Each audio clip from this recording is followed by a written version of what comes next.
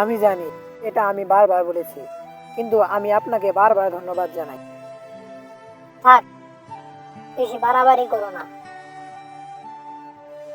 আমি শুধু একজন খারাপ মানুষ যে আসলে মাত্র একজন খুলস। তারপর যখন তুমি এলে, তুমি আমার জীবন পরিবর্তন করে দিলে। আমি তোমায় বলেছি, আমি মনে করি তুমি একজন ভালো মানুষ। যেমন সেই সময়টা যখন তুমি আমাকে আর হিমাবারিকে বাঁচিয়েছিলে। তুমি আমাকে এটা করতে সক্ষম করেছো।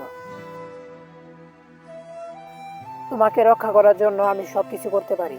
প্রয়োজনে দ্বিধা না করে আমি মরতেও প্রস্তুত।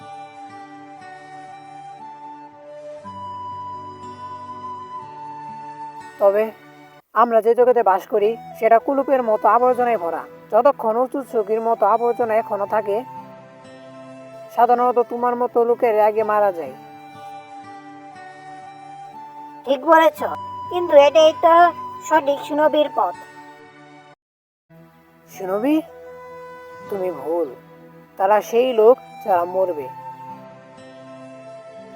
তোমার কথার মানে কি? আমি এটা কেবল আমার শক্তি ফিরে পাওয়ার পরেই বুঝতে পেরেছি। কিন্তু এ কারণে উঁচু ছবিদের শক্তির বিরুদ্ধে দাঁড়ানো যায়।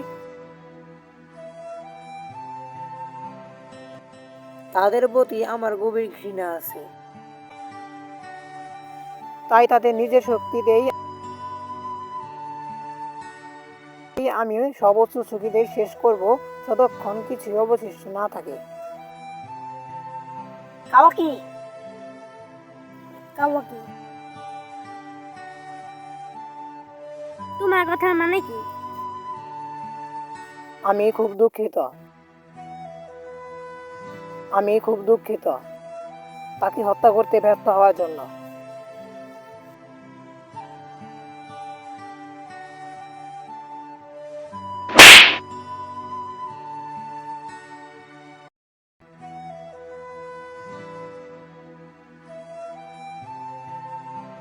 তুমি কি পাগল? কোনো স্বাভাবিক মানুষ এমন ভাবে ভাবে না। তুমি ঠিক বলেছ। শুধু একজন খারাপ মানুষই নিজের ভাইকে হত্যা করতে পারে।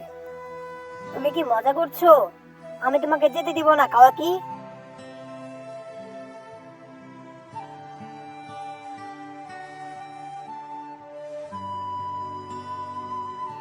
থামো, কাওয়াকি।